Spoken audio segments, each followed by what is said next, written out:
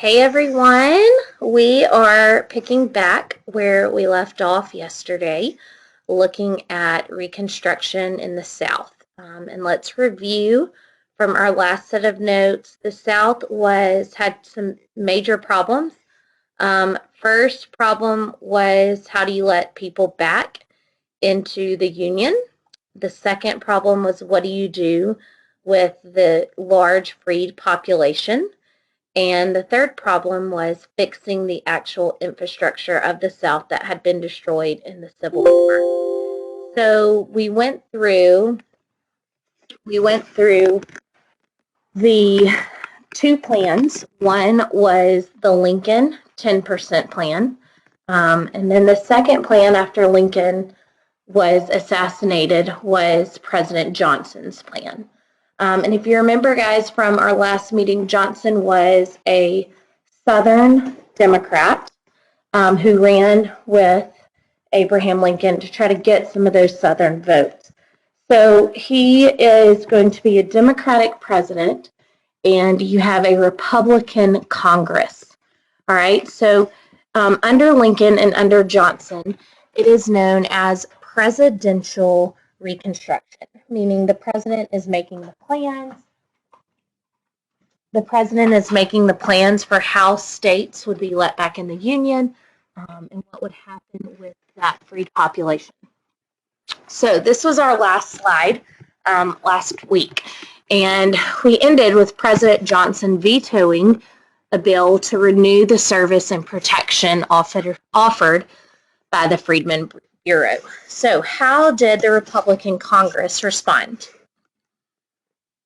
All right, so by this time, Congress had enough votes. There were enough Republicans in Congress to override Johnson's vetoes. So this allowed Congress to take over Reconstruction. This is known as Congressional Reconstruction. Congress was led by a group of radical Republicans who wanted immediate change in the South, and they are called radical Republicans. So let's look at them for a second.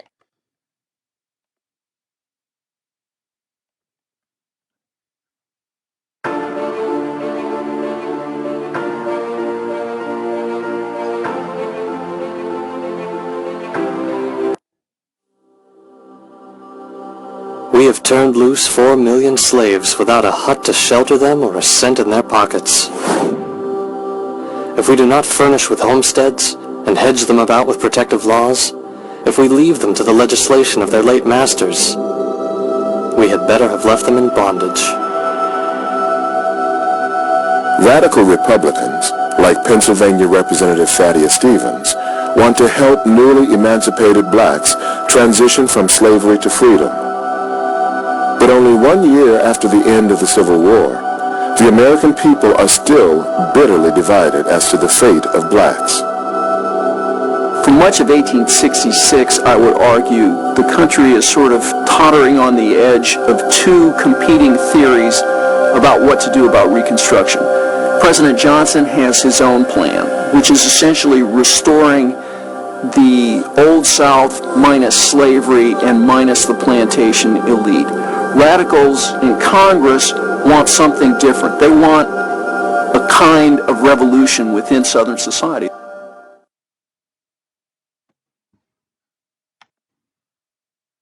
All right. Sorry, guys, I'm having a hard time escaping. The Republic.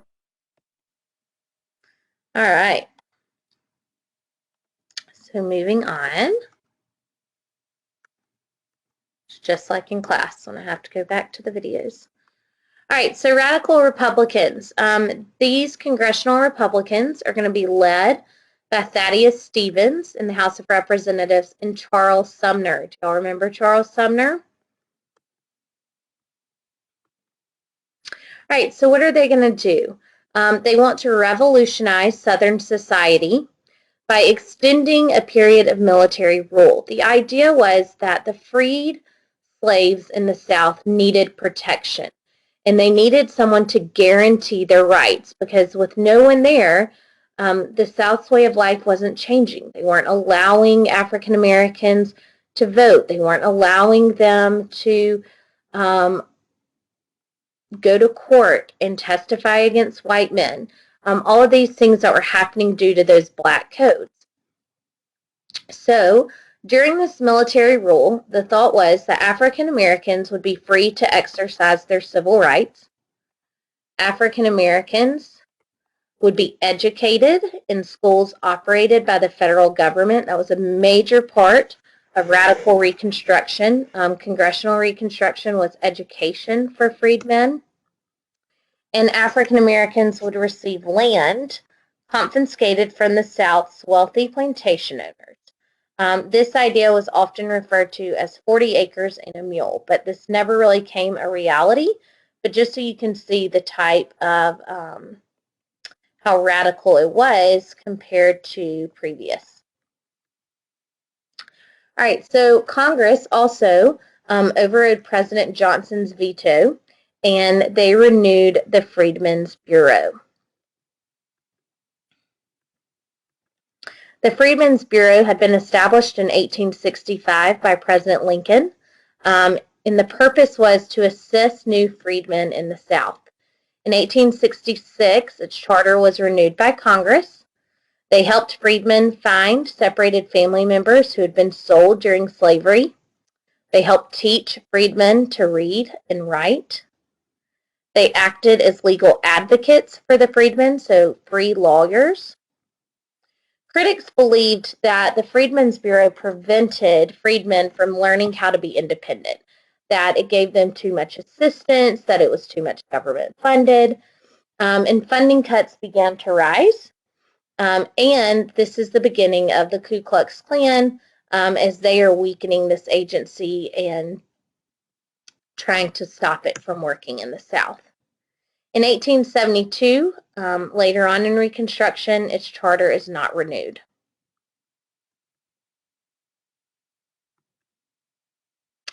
All right, so Congress overrode Johnson's veto again and passed the 1866 Civil Rights Act, and this is going to be the predecessor to the 14th Amendment.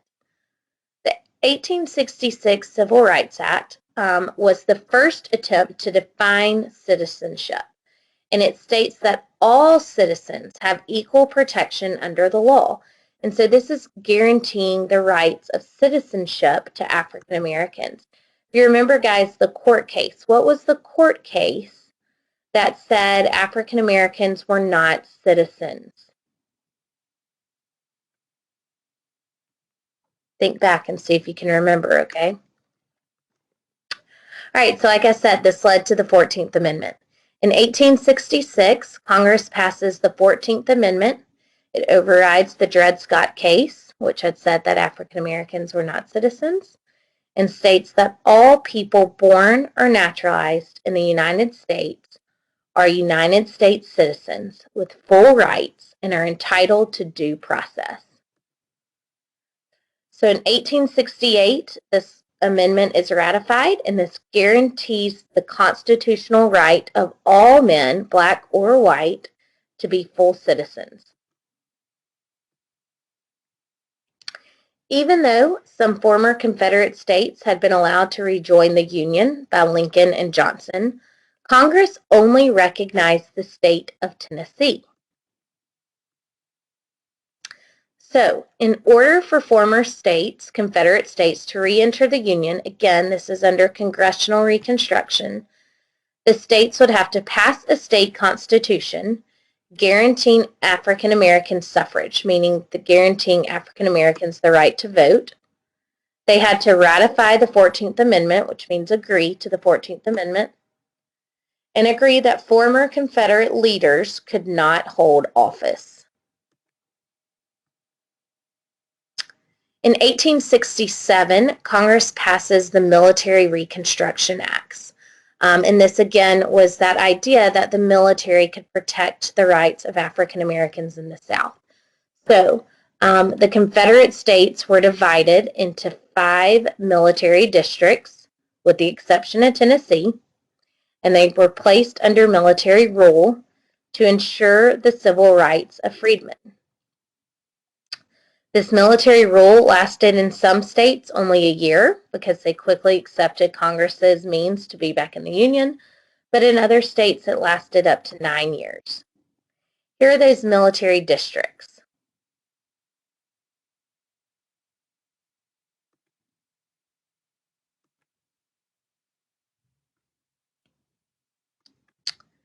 All right, in 1867, Congress overrode Johnson's veto of the Tenure of Office Act.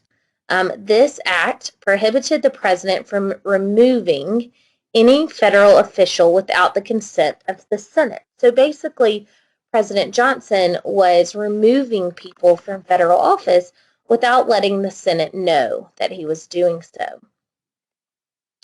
This angered Congress. So a few months after the law was passed, President Johnson fired Secretary of War Edwin Stanton. And guess what? He did not tell Congress about his removal.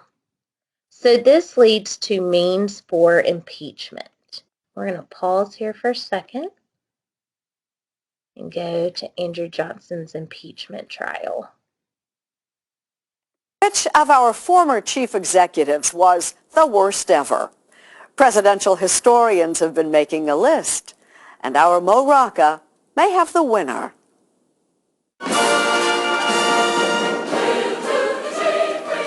James Buchanan. Outhouse for five. You could have a whole cabinet meeting in here. The family that goes together. Warren Harding. You want to shake hands with the hand that shook hands with Harding? Wow.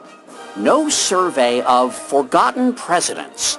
So Millard Fillmore's lips were on that teacup. Yes. Would be complete without our 17th president, Andrew Johnson.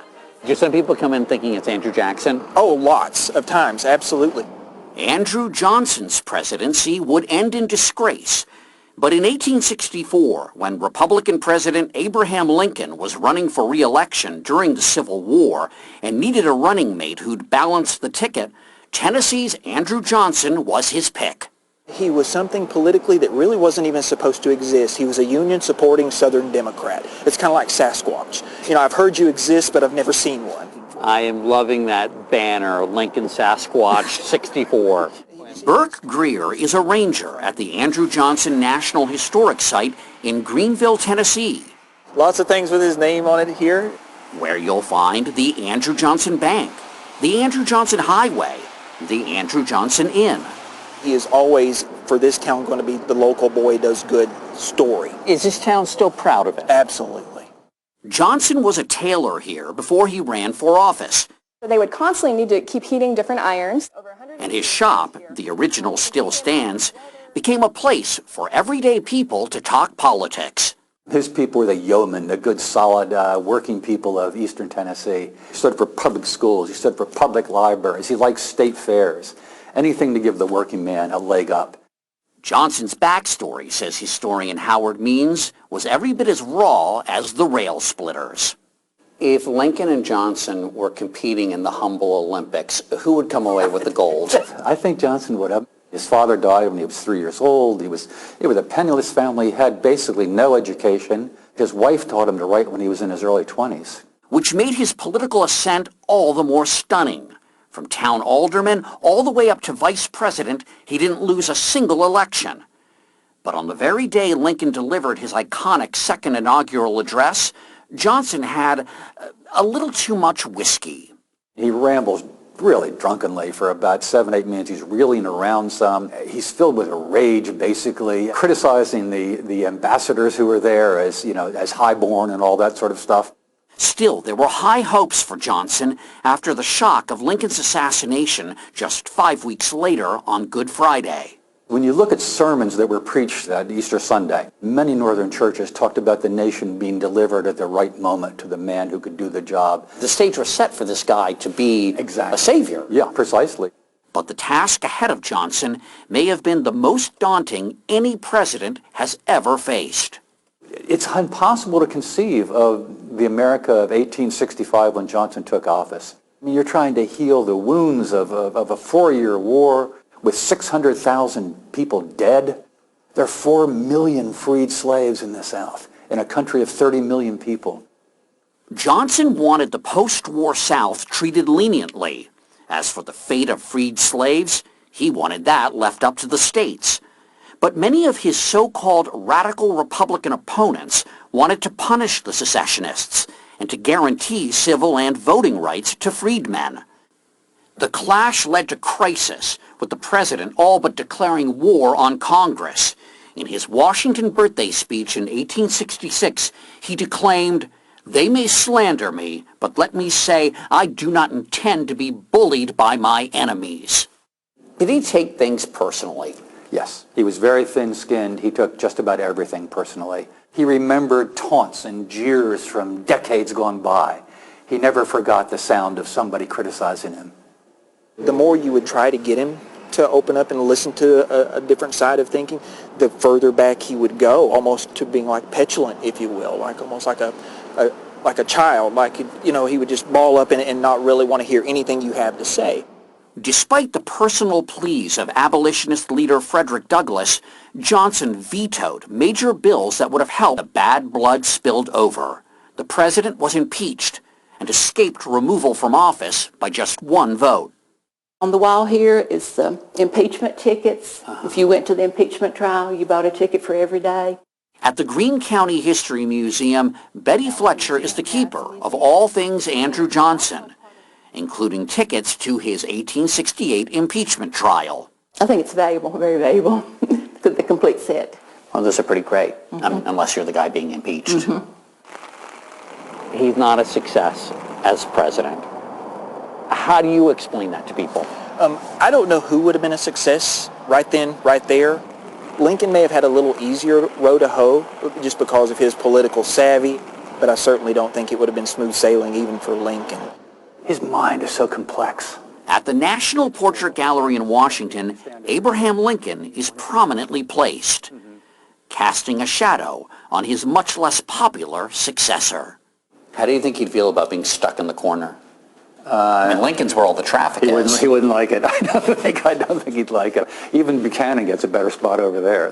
Now that's an insult. Yeah, that's an insult, I would say.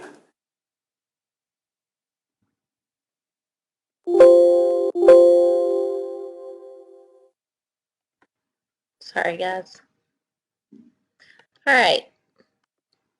So, Andrew Johnson's impeachment trial. He is impeached for letting go the secretary, which went against the Tenure of Office Removal Act. The wording of the law made it unclear if Johnson actually broke the Tenure of Office Act. But nonetheless, the House of Representatives adopted 12 articles of impeachment against Johnson.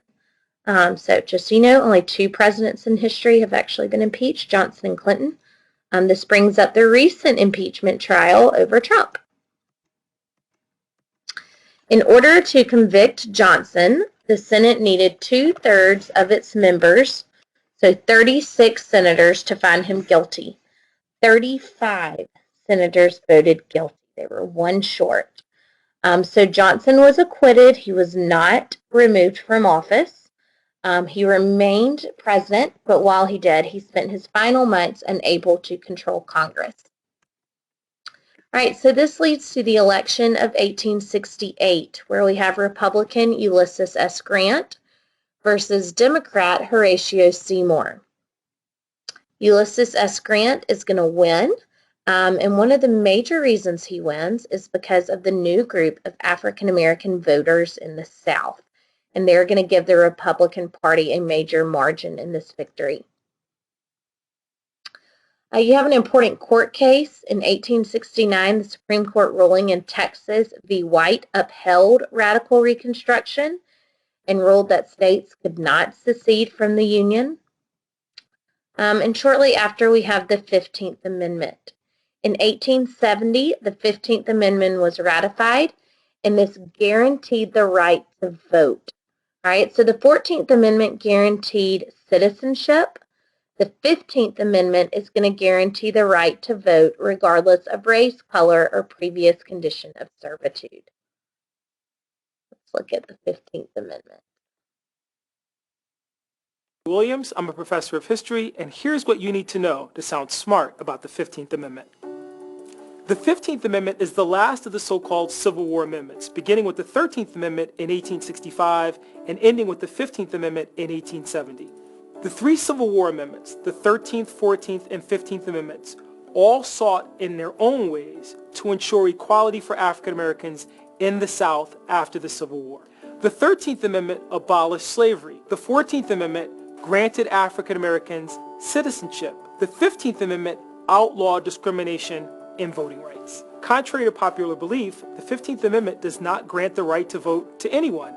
It simply outlaws discrimination in voting based on race, color, or previous condition of servitude. Congress failed to provide enforcement for the amendment originally. Enforcement did not come until 1870 with the passage of the Enforcement Acts of 1870 and the Ku Klux Klan Act of 1871. Interestingly, the first state to ratify the 15th Amendment was Nevada in March of 1869. The last state to ratify the amendment, Tennessee, in 1997. Although formally ratified in February of 1870, African Americans were still denied the right to vote by a variety of means by southern states.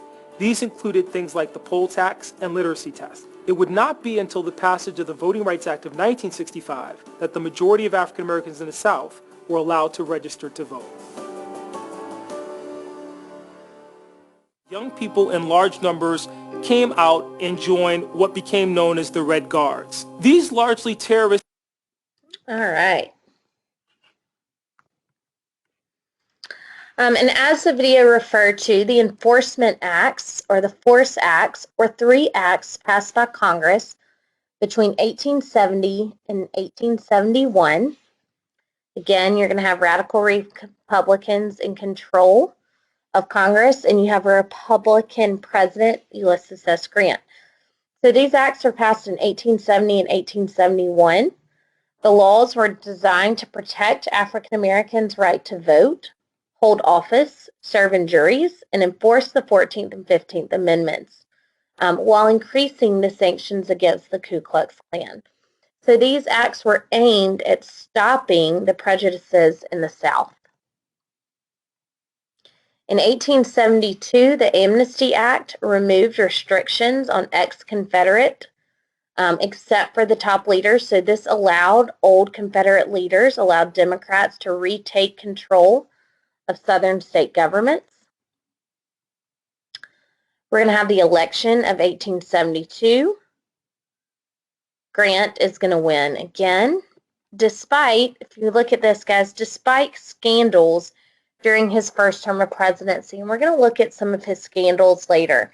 A lot of historians look back and think that Reconstruction could have gone better had there not been so many scandals during Grant's presidency.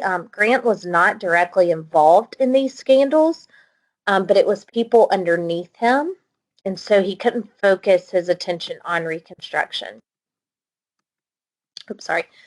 During radical Reconstruction, African Americans were elected to positions in the South. So this is where you have some of those African American congressmen serving under the House of Representatives. Two terms that you need to know. First is carpetbaggers. These are Northerners who went to the South to make money.